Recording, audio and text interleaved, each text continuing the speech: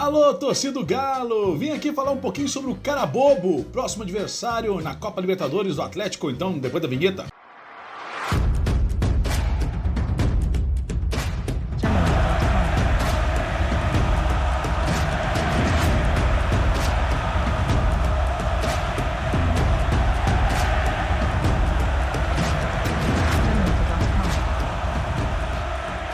Então, amigos, vamos falar um pouquinho sobre o Carabobo, o Granate, como é conhecido lá no futebol venezuelano.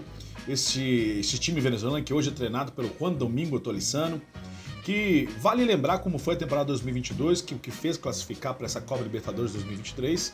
Uma temporada muito boa, de time dirigido pelo Tony Franco, né, que perdeu o cargo no quadrangular final do Campeonato Venezuelano.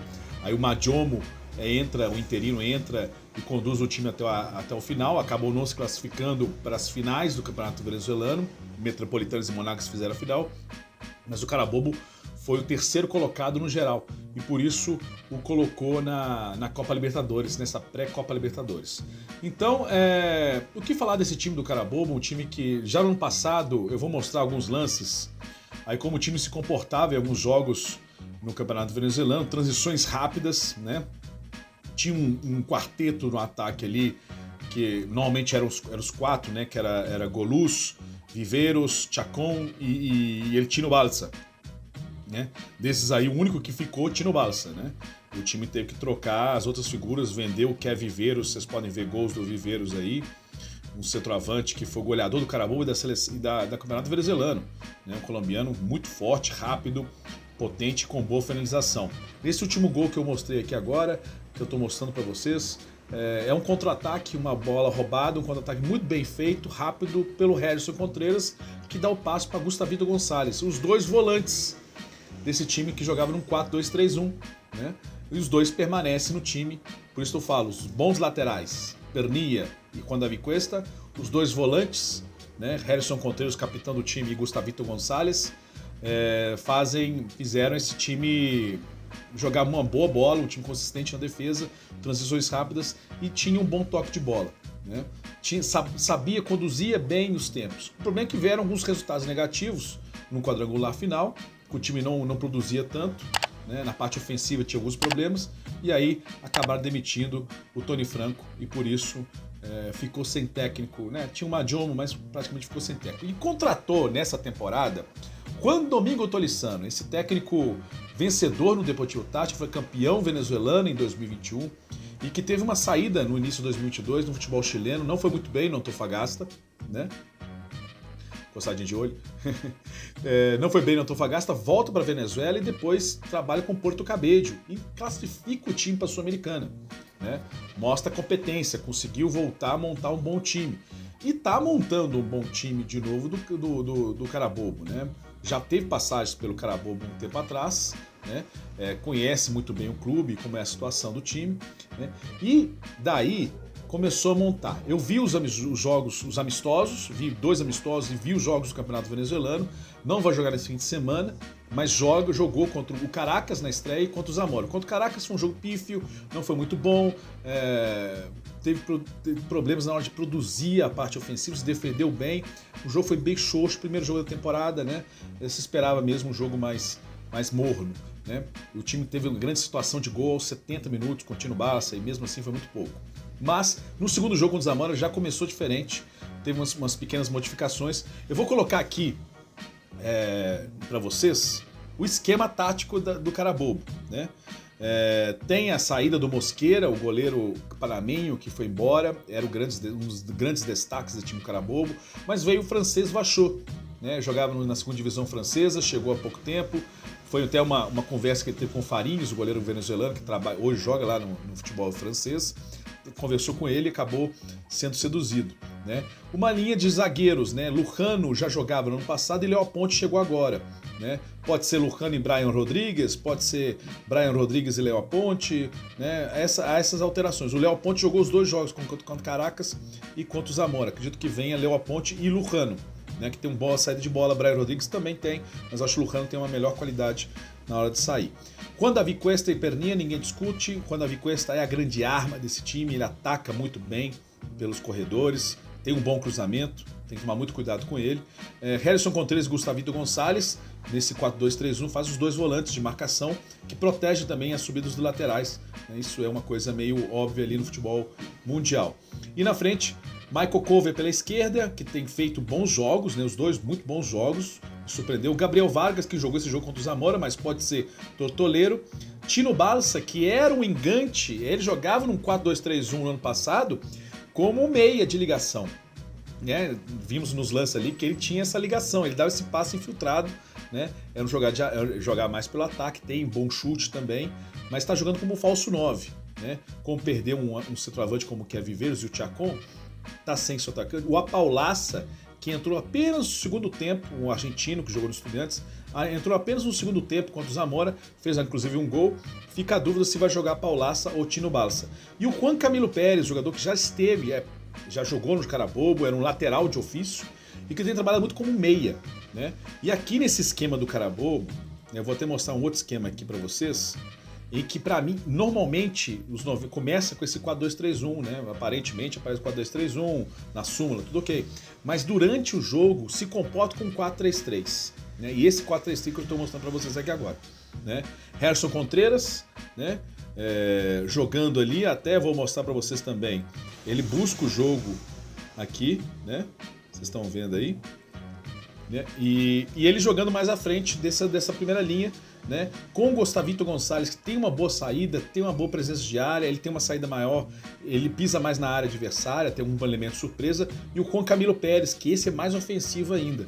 Então, tanto é que no primeiro gol contra o Zamora, o Juan Camilo Pérez se apresenta lá na frente. Ele está trabalhando na parte de construção e se apresenta lá na frente num belo cruzamento com o Davi Cuesta. Né? Então é um time que o meio de campo é a alma do time. Herson Contreras e Gustavito Gonçalves se entendem muito bem. E com a presença do Juan Camilo Pérez vai ajudar muito esse time nessa construção e na marcação, né? Para não se expor tanto. Né? Vou mostrar alguns lances aqui agora. Construção e marcação do Carabobo, esse jogo contra o Zamora. Né? O passe do Lujano encontra o Michael Cover solto aqui na esquerda. Ele tenta um lançamento, não foi muito bom. E aqui uma jogada, o Gustavito Gonçalves, número 5, ele começa a construção de jogada, encontra o Juan Davi Cuesta, que cruza na área e encontra o Juan Camilo Pérez, o volante meia, ex-lateral, completa e faz o gol. É uma construção bem feita ali, transição rápida, né? E aqui uma marcação média em que erra os tempos o time do Carabobo e o Zamora consegue chegar no terço final do campo. Aqui uma saída apertada do Zamora, Lucano consegue se livrar da marcação, Juan Camilo Pérez também consegue fazer uma transição com o Gustavito Gonçalves, que abre mais uma vez para Juan Davi Cuesta. Eu tô falando, é o desafogo do time do Carabobo, é o Juan Davi Cuesta. Cruza e não encontra ninguém, errou o nosso querido Raio Cuesta. E é uma marcação alta agora do Carabobo, na saída de bola do Zamora, né? O número 5 ali teve que recuar para o goleiro, Tino Barça correndo atrás, os dois pontas meias abertos marcando a saída dos laterais. Né? Aí vem Juan Camilo Pérez, Gustavito Gonçalves fazer uma marcação mais alta, Herson Contreras fica mais atrás. Né? O Zamora consegue fazer a transição e chega no terço final do campo, aí são outros 500. Né? Mas essa é uma movimentação que o time mostrou, principalmente no jogo contra o Zamora. Eu vou mostrar também uma movimentação aqui do time, jogando agora de celeste branco, né? Jogando contra o Caracas, que está de vermelho. O time jogando fora de casa, o time do Carabobo, mas também um time curto, com as linhas mais adiantadas. O Caracas se equivoca na saída de bola. Aqui uma saída apertada pelo Caracas. O Perni é obrigado a dar um chutão para frente e rifa ela. Aqui o Herson Contreras já ajuda a dupla de zaga para a construção de jogada, toca para o Gustavito Gonçalves.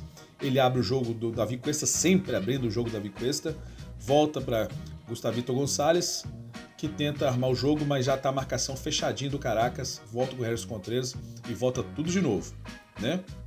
Construção que teve muito problema nessa construção, nesse primeiro jogo contra o Caracas, o nosso querido time do Carabobo. Então tem essas dificuldades, né? Esses problemas em que na hora de construir o jogo, aconteceu muito no primeiro jogo contra o Caracas. Mas com o Zamora, com o resultado à frente, o time soube conduzir os tempos. né? É essa a grande diferença de você ter um técnico experiente como o Tolizano, de você saber cadenciar, de acalmar, ter um time de qualidade no toque de bola, né? Como esse meio de campo se conhece, os laterais se conhecem, os zagueiros também, né? A única novidade é o Léo Aponte, a novidade está no gol, o Vachô, né? E lá na frente a mudança. Mas Michael Cover é um jogador que quebra linhas, é rápido, incomoda pelo lado esquerdo. Pode ser o Vargas ou o Tortoleiro, que fez um bom jogo, entrou muito bem no segundo tempo, se movimentou muito bem. Tem Bagayoko, um jogador de meia que pode substituir Gustavito Gonçalves, né? Um jogador mais grandalhão, de Mali, né? Um africano, um jogador de Mali, que tem bom passe, né? Eu acho que tem bom passe, é um pouco mais lento, mas tem bom passe. Tem o nosso querido Sosa, que também veio campeão do Metropolitanos.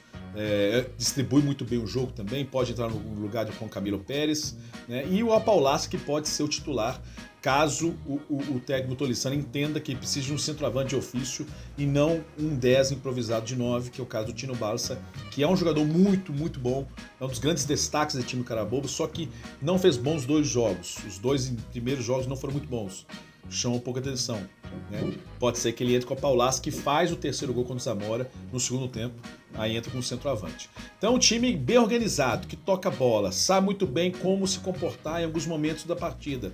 Já encontrou muita dificuldade na hora de construir jogadas, isso é um problema em 2022, né? E esse ano em alguns momentos, quando o resultado estava 0-0 ou perdendo o jogo em 2022, tinha essa dificuldade em construir, mas sempre desafogando muito pelo lado direito com o Juan Davi Cuesta, né? Ou pelo lado esquerdo, mas já com ponta, o Michael Cover. Então é pelos extremos, pelos corredores que ele vai tentar encontrar, quebrar essas linhas e avançar terreno de campo, que acho que é isso que o Tolizano mais procura.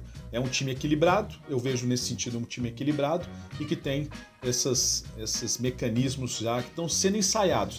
Tem muito do time de 2022, né? Mas eu vejo o Tolizano tentando fazer uma coisa diferente, tocando mais a bola, cadenciando mais o jogo. Eu acho que é uma intenção do Tolizano. Se vai conseguir cumprir isso contra o Atlético, já são outros 500. E se vai ter esse tipo de comportamento, eu acredito que não. Eu vou separar aqui para vocês. O time de vermelho, né, é o time do Carabobo, tá? É o time do Carabobo. O time de amarelo seria possivelmente o time do Atlético, como joga no 4-1-3-2. Eu vou deixar bem claro aqui os laterais do Atlético dando amplitude, né? Os de amarelo aqui. E aqui quem vai fazer o combate são os meias abertos, ou os pontas do Carabobo, Michael Cover e Vargas, ou então Tortoleiro. Pode ser que o nosso Juan Camilo Pérez e o Tino Balsa ou a Paulassa tentando fechar esse meio. Vai fechar os corredores com os veias e os 2 volantes vão ficar na pegada aqui. Por isso que eu acho que a única modificação desse 4-2-3-1 é o que o Juan Camilo Pérez não faça uma marcação alta. E fica uma marcação alta apenas de 3 jogadores do Carabobo. Não sei se vocês estão vendo aqui, os 3 jogadores do Carabobo com marcação alta. E aqui o Juan Camilo Pérez fecha uma linha de 3. Por que pode acontecer isso? Por quê? Porque o Atlético joga com uma trinca de meias. Joga apenas um volante e vai talvez deixar o Alan. Quem vai grudar no Alan vai ser o nosso querido Apaulassi ou Tino Balsa e liberar os zagueiros para armar o jogo. Acredito muito nessa tática porque ele não vai se expor contra o Atlético. E você fecha bem uma linha aqui, com quase uma linha de 5, né? E uma linha de 3 aqui. Porque os laterais, quando a Cuesta pode até ser liberado, mas vai ser só na boa. Perninha também, vai ser liberado só na boa. E o Atlético vai ter que tomar cuidado com esse meio, porque os meias devem pegar os próprios meias do Atlético, né? Os meias do Atlético, jogando com tá vendo? Vocês estão vendo o Alan e os 3 meias e os 2 atacantes. O problema do Carabobo é deixar o mano a mano esses 2. Então esse quinteto aqui no meio vai ter que fechar muito bem os espaços, né? Os laterais às vezes recuar e não deixar que Hulk e Paulinho entrem entre os zagueiros e os laterais. Tá vendo esse espaço aqui? Isso aqui é importantíssimo. Você está estudando o nosso querido, né, Kudê, mas tá vendo essa trinca? Como essa marcação pode ser encaixada do jeito que eles estão jogando lá no Venezuela e aí jogando Paulinho. Então vai ter que ganhar superioridade numérica. Os zagueiros do Atlético vão ter a posse de bola. Eles vão construir o jogo. Isso é importantíssimo. É isso, amigos. Um breve resumo de como o Carabobo tem se comportado nessas últimas, né, em 2022 e principalmente em 2023, e para que vocês conheçam um pouco mais do Carabobo. Né? Eu sei que muitas, até mídias, até grandes aqui na imprensa mineira, anunciaram que Francisco Flores era um dos grandes destaques e não deram muito, não lembraram muito e não informaram muito vocês quem realmente são os grandes destaques do futebol do Carabobo. Eu estou lembrando aqui vocês, estou exaltando de novo. Vai lembrar, Juan Davi Cuesta, um bom lateral direito, a trinca de meia, Juan Camilo Pérez, Gustavito Gonçalves, Harrison Contreras, eles têm uma organização defensiva e ofensiva. O Tino Balsa, que é um jogador que desequilibra, mas não vem em grande fase. Michael Cover, que se apresentou muito bem nesses primeiros jogos. Então, é um time interessante. É um time que tem que chamar a atenção de alguns jogadores, mas o Atlético tem totais condições de ganhar essa partida até na Venezuela. É só jogar com intensidade na marcação, não dar espaço para esse time construir, principalmente pelo lado direito, né? Nem pelos corredores, porque trabalha também os dois corredores, tanto esquerdo quanto direito. O Galo não liberar, não dar espaço para que o Carabobo se sinta à vontade na partida. E aí, sim, uma superioridade numérica em algum lance, o Atlético se destacar e fazer os gols. Eu acredito na vitória do Atlético até na Venezuela. Né? Eu acho que é superior tecnicamente e está sendo muito bem treinado, só que não está afiado ainda, não está zero, não está 100%. Mas esse time também do Carabobo também não está 100%, mas já vem uma base muito forte de 2022 e por isso que o time tem conseguido alguns resultados, como essa vitória importante em cima do Zamora. Mas o Atlético tem totais condições de vencer essa partida, tá bom? Se você gostou desse conteúdo, deixa o seu like e não deixe de se inscrever no canal, é importante pra gente. E você, que não conhecia o Carabobo, que queria estudar um pouquinho mais sobre o Carabobo, tá aí um belo vídeo para você conhecer um pouquinho mais sobre o Granate, lá o time de Valência. Então vale lembrar também para o torcedor, quem não sabe, né, essas informações muitos já passaram, que não joga no seu estádio, né, na cidade de Valência, no Poliesportivo Misael Delgado, é um estádio pequeno, e vai jogar no estádio olímpico da UCV, lá em Caracas, né, na capital. Um estádio que o próprio começou a estreia do campeonato venezuelano, começou lá jogando contra o Caracas, nosso querido Carabobo, né? Que de bobo não tem nada. Ah, essa piada é péssima, eu sei, mas de bobo não tem nada, tá bom? Então é um time que tem que se respeitar, tá bom, gente? Um abraço, tchau, tchau.